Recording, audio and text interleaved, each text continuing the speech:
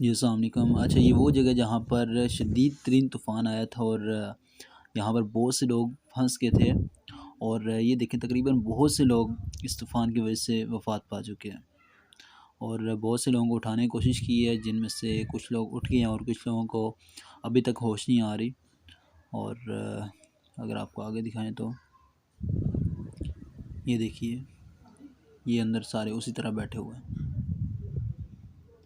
और ये साथ देखिए आप, ये ये देखिए, इस कदर बर्फ़ थी कि वहाँ पर जहाँ पर गाड़ी थी 6-6 फुट तक बर्फ़ ऊपर आ गई थी।